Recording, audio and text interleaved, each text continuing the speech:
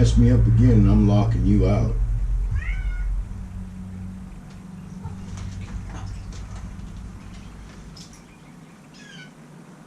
Alright.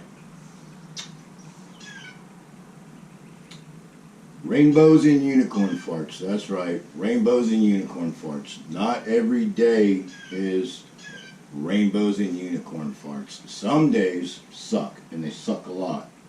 My case in point, oh, and by the way, Gizmo demanded his fair share of airtime. A little over 2 weeks ago, I put brand new sneakers on the motorcycle, and then, of course, the voices in my head start arguing. A couple of them are wanting to go for a ride, and a couple of them are saying, no, you should sit here and finish up the spring service on your motorcycle. Luckily, I listened to the older voices and not the younger voices. And so I drained the motor oil and put a new filter on there, no problem.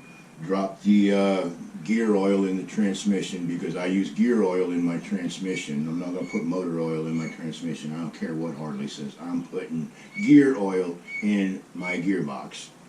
And so anyways, I drain all those oils out. They come out just fine. And then I go to drain my primary oil, and it comes out about like it normally does, clean. It's synthetic oil. But I take the derby cover off, and I'm finding this here jailhouse shank hanging out the cover. I'm like, oh, holy shit. And the bike's running perfectly fine, right?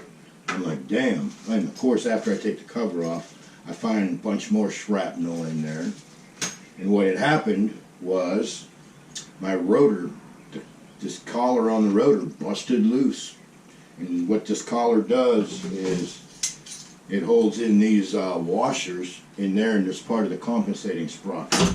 And upon inspection, the primary chain was maybe a little bit stretched out, but it was definitely showing signs of wear. Let me see if I can find one here. There were several of them.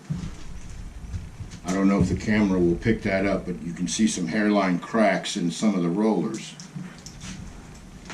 And it really, for 40,000 miles, it didn't have a whole lot of flex. I mean, if it weren't for the fact that it had been stretched and the rollers stretched, I'd probably reuse it. But considering how much work it is to change it, for $80-some, you're a stupid ass if you don't change it, really.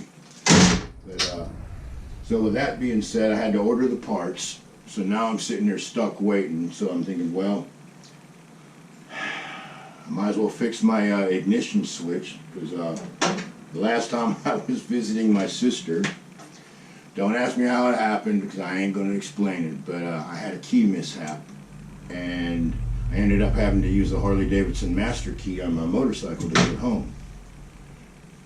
And for those of you that are looking at the camera going, what the hell did he just say? I said, yeah, Harley-Davidson master key, and if you don't know how to use it, I ain't going to tell you. If you lose your keys or have a mishap, then my advice to you would be either call AMA, because they'll come and get you if you're a member, call a locksmith, or call a friend with a trailer. Anyways, so then I'm changing the oil and all that crap like I was saying, and upon my springtime inspection, I noticed that the left fork is slightly leaking, so of course I get some seals for R&R on the front end. And I'm actually going to, on advice of the man that I bought the seals from, because I didn't want to order them, he said to put 30 weight fork oil in there. I was going to put 15 weight synthetic, but he swore up and down that if I didn't do it that way, I'd be doing it wrong. And this man, for the last 30 years, anytime I've had a problem that I couldn't figure out, that's who I go to. So he said run 30 weight fork oil in this no matter what the manual says and no matter what I was thinking, so we got 30 weight in there now. He said it would be a nice firm ride, not a big Cadillac sofa seat ride. And I'm like, yeah, I'm down with that. That sounds good. So yeah, what a kick in the nuts, right? All I was going to do was just put some new sneakers on the bike, change the oil, give it a once over because it's springtime. Anyways, let's switch angles on the camera. I'm going to go ahead and put the other side back together. But yeah, some days are rainbows and unicorn farts, and some days dirty, greasy, grimy, hard work. But, and I know not everyone out there can say this, all I can say is thank God that I am capable, still in my old age and wrinkled up old hands and arthritis and everything else that's wrong with me these days, that I'm capable of doing this. So with that being said, let's move on over to the other side.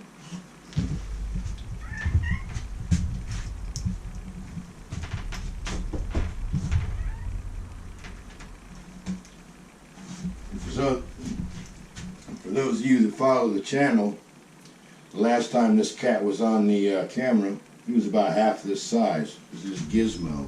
He loves hanging out with me, so. Alright, so I don't know how well this is going to show up on the camera, but Harley Davidson had come up with this awesome idea to have this useless ridge right around here to where you can take all this stuff off, but when you go to pull your stator off, it won't come off, and you have to take the inner primary off. And to take the inner primary off, you have to take the seat off, you have to take the battery out, you have to take the oil tank off, which I had just filled up, by the way. Synthetic oil, yeah, like $9 a quart, so you know, you hate to have to do that over. Anyway, so you got your oil bag out, which means you're disconnecting the oil lines and all that crap. And then you get to the starter, you pop the starter loose, and then there's a little clip in here, you pop that loose, the starter comes out. Then this inner primary can come off, and then you can pull your stator off. Or you can take a Dremel tool and cover this up completely after you've already flushed it out, because there was metal shards everywhere, but it didn't get behind the stator and it didn't hurt none of that crap. So I flushed it out real good. I took my Dremel tool after I covered this up real good, and I just took my time. It took me about an hour, and I sat there and I smoothed this all out, cleaned everything out really good. I spent probably $20 in contact cleaner to clean this and get it all nice and clean. But now I can take my stator and I can put it on there, and it goes right on, just like that. And so now if I ever had trouble with the actual stator behind the rotor, all I got to do is just connect these wires. Takes a special tool. You take the male-female ends off, you run the wires through there, you pull your stator out, put the new one in there and fish the wire through there and hook it back up to the, it's called a Deutschlet or some weird thing like that, connector. And then you put everything back together. Otherwise, you're taking all that crap apart and you're talking like an all-day sucker, right? Why would you want to do that? Where this takes a lot of time, shaves a lot of time off. But I do not recommend anyone doing this unless you really know what the fuck you're doing. Like I said, I took my time. I had coarse wheels, medium wheels, and fine wheels, and I just took my time and I kept sliding it back and sliding it back, checking it with a feeler gauge, and I finally got it where the whole thing just comes right out. And a side note, when you're monkeying around with this, do not let that thing slam, because it can hurt the magnet and it can hurt your stator in there. So now the next thing to do is to get the clutch basket and the compensating sprocket and the primary chain. I'll be taking these bolts out. These hold the tensioner, the automatic tensioner. I'll put those right there. But I'll get all, basically what I'm going to do is I'm going to put all that stuff together and I'm going to slide it on these shafts. So we'll see how that works out. I don't know if you can hear those blue jays out there, but Gizmo the cat is getting dive bombed. They have a nest out somewhere. Oh, we interrupt this video for a very important phone call. Okay, like I was saying, if you heard the blue jays out there, they got a nest out there, and every time Gizmo steps outside of the shop, they start dive bombing him. So anyways, like I said, we're fixing to put all this back together. Let's see how that works. Okay, now in theory, I'm going to be grabbing all this stuff and sliding it all on there in one take.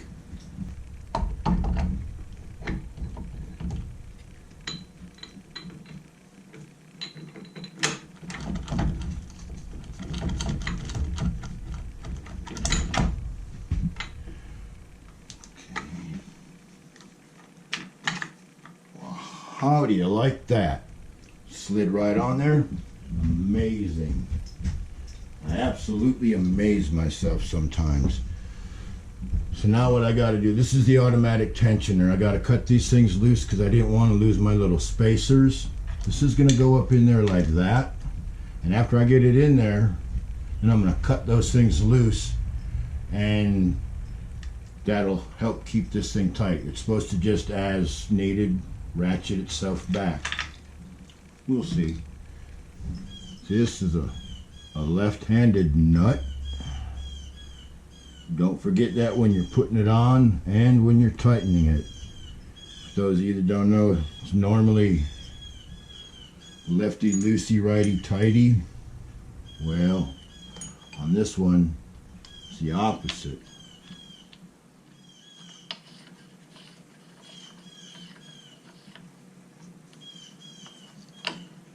Okay, put that in like that. And then up front here, I'm gonna give this one the double whammy. I'm gonna put a little blue and a little red on this just because this one here is gonna take an awful lot more abuse than that, and that one has a left-handed thread on there for a very good reason.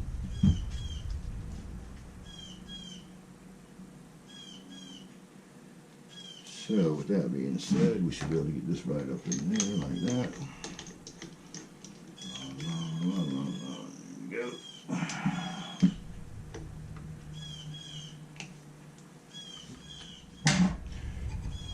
And don't forget to put your special tool in here,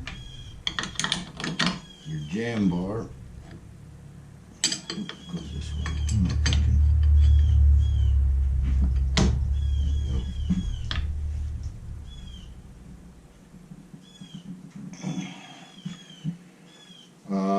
The torque setting on this is, I forgot. Which is why you use a book and pencil and paper. Clutch nut, 70 to 80 pounds, okay? Simple enough.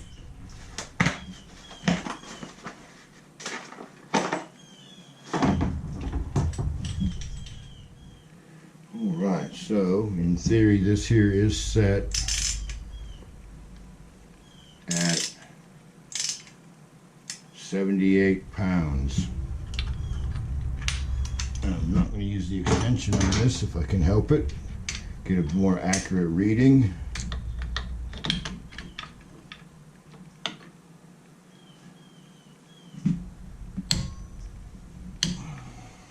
Wow. I'm going to set that joker at 80 and make sure. I must have already put it tight enough. Guess sometimes I just don't know my own strength. Okay, we're right at 80.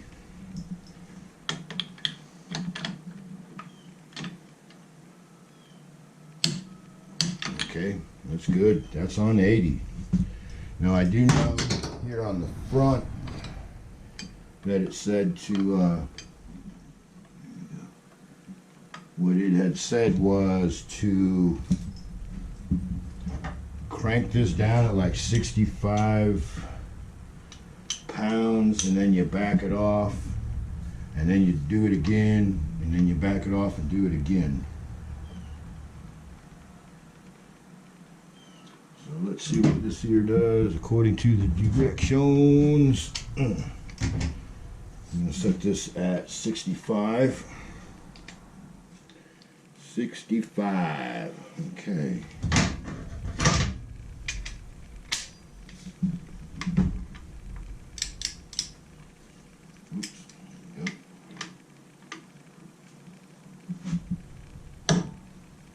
Okay, make sure on that. Okay, now it says to back it off a quarter turn. Okay. So now we back it off a quarter turn.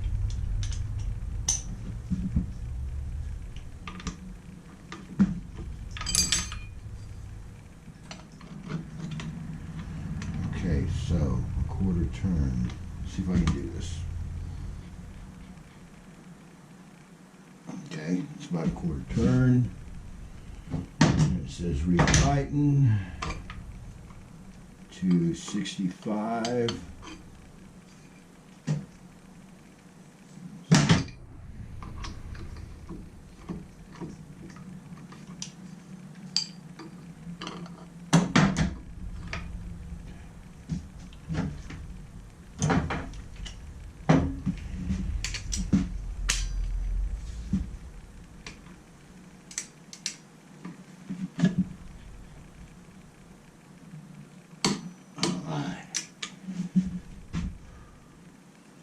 And now, believe it or not, it says to back it off 1/8 of a turn.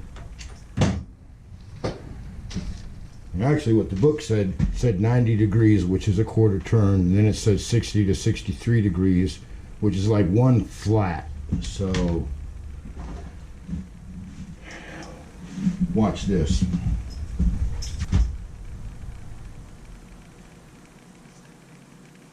There's a flat and there's a flat, okay?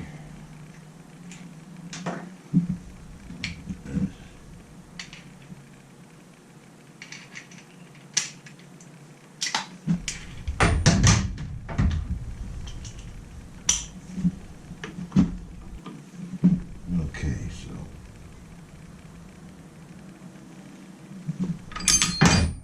oh yeah.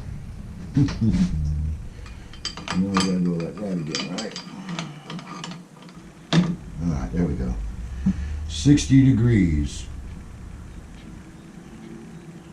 I'd say that's probably 60 degrees.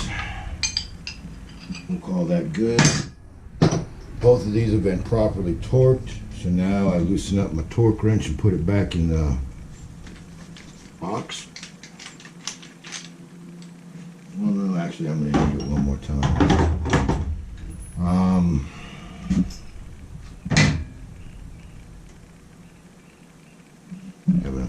Having an old fart moment there, guys. Alright, so now we got that all squared away. So now we can put this in there. And always make sure that it says out. Now, through the magic of television, we'll put that on. Okay, now I got that snap ring in there, but sometimes I cuss and swear a little getting that in. It's a lot of fun. So now we got my clutch here. I'm just going to put that in finger tight for now. Next step is this right here. Alright, let's see how fun this is. One little drop of glue.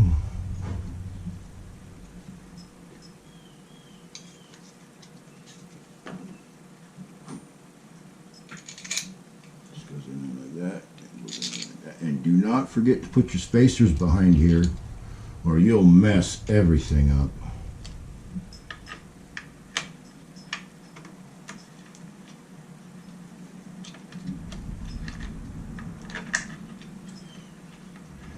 Inch. These go on at like 24 pounds.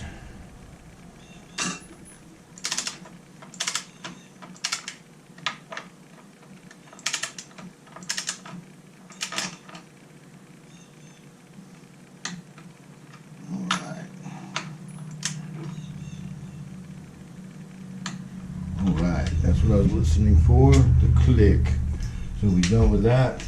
Anything else that needs to be torqued down, I'm pretty sure is going to be in inch pounds, not foot pounds. So I should be good on that. Okay, now for the fun part.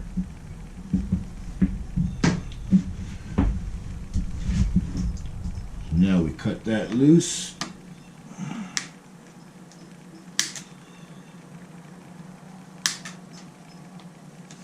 You're supposed to be able to just pull these damn things right out.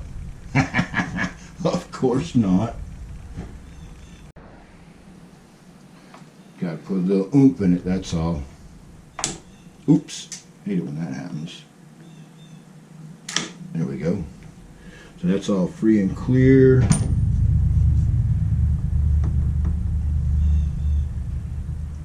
It's a brand new chain, so I guess that's as good as it's going to get. That's tight.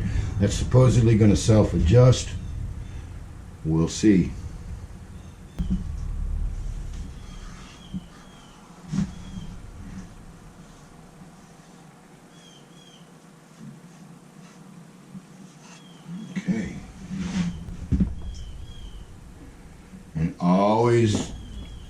always use new gaskets. Don't be cheap. I mean, if you're on the side of the road, obviously that's different. But if you're at home or at your bro's shop, there's no excuse for reusing one. Now the one I took off here was a metal one. In thin times, I would be willing to put it on a coat hanger and spray it with copper gasket sealer, let it tack up and put it back on there and use it, but it's really not the way to do it. And of course, if you do this, draw you a little outline and put your bolts in there in the right spot, you just cannot go wrong. And when that thing went ballistic, it did eat a little bit of this. I had to smooth that out a little bit too. And this should just go right on there.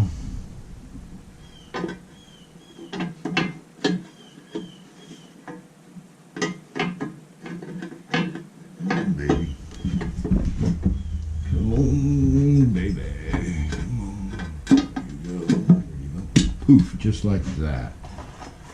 So I'm going to take this one right here.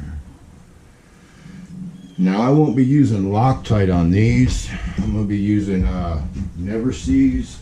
I use this stuff right here. I love it.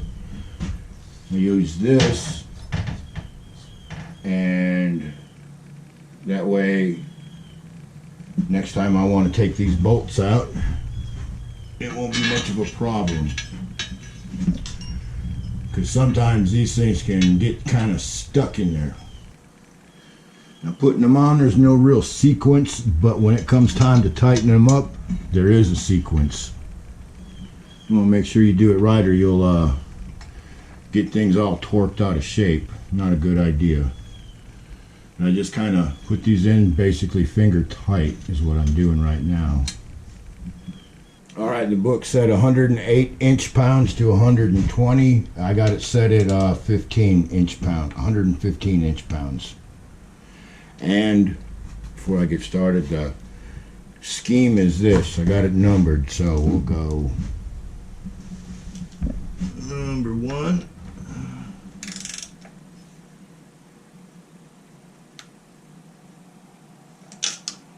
Number 2.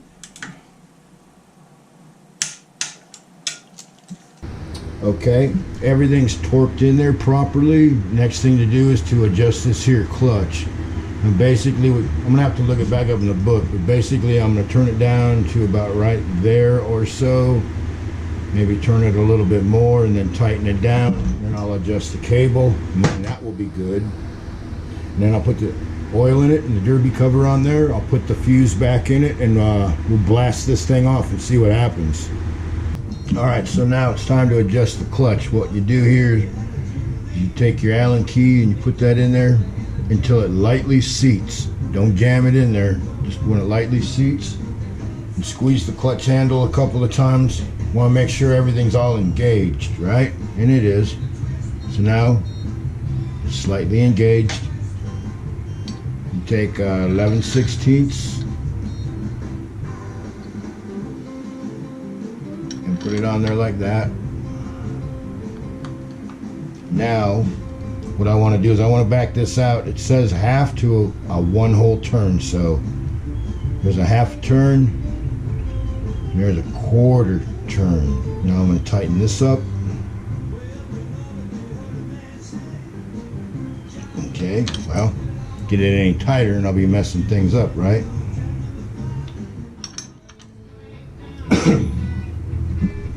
Alright, the book says to use 20/50 in all 3 holes. I digress. I use 20/50 synthetic in the motor, I use 20/30 synthetic in the primary, and I use 75/90 weight gear oil in the transmission. You gotta remember, the only reason you're putting oil in your primary basically is a cooling agent. So let's see if I can do this without spilling a whole bunch of it.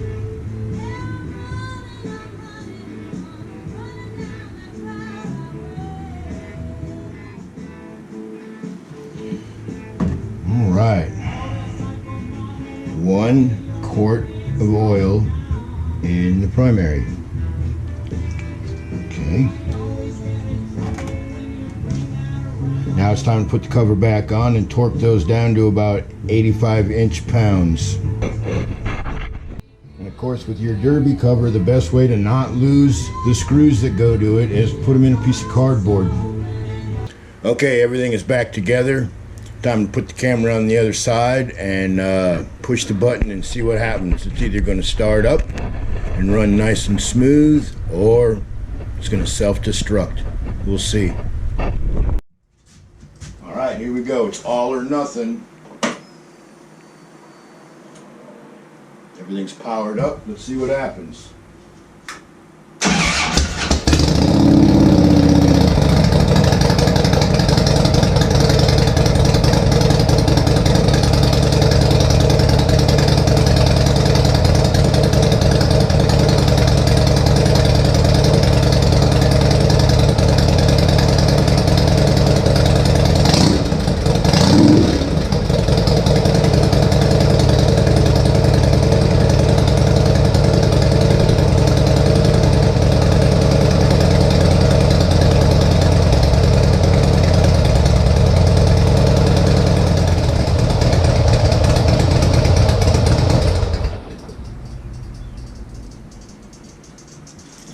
Alright, now is the real test. If that tensioner and stuff didn't bind up, this thing should start right back up.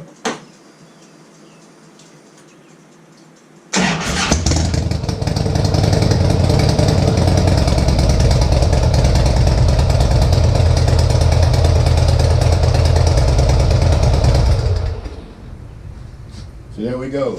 But yeah, simple change my tires and service the motorcycle turned into major money and major time, but thank goodness I caught it, because if I had just changed my tires and went for a ride, that what was left of the rotor in there, I'm sure would have continued to disintegrate, and it probably would have ate up my inner primary, my outer primary, my stator, my rotor, my clutch. Probably would have ate everything. So should consider myself quite lucky. So now, all right, everything's back together, right where it needs to be. Everything's torqued down. Only thing left to do now is take it for a ride. So, with that being said, let me saddle on up and change. So, with that being said, let me change clothes and we'll ride on out of here.